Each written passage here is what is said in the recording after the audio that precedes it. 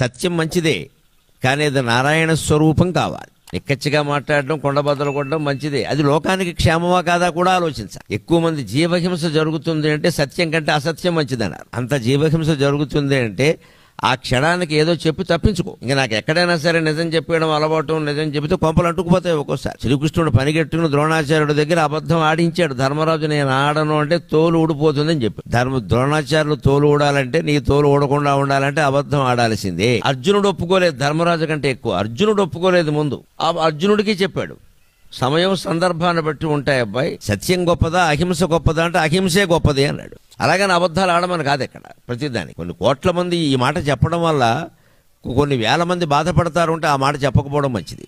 దాచేయి, మౌనంగా ఉండు, లేదు అబద్ధమైనా చెప్పు. అంతేగాని ఇన్ని కోట్ల మందిని బాధ పెట్టక్కది, ఎంత నగ్న సత్యమైనా సరే.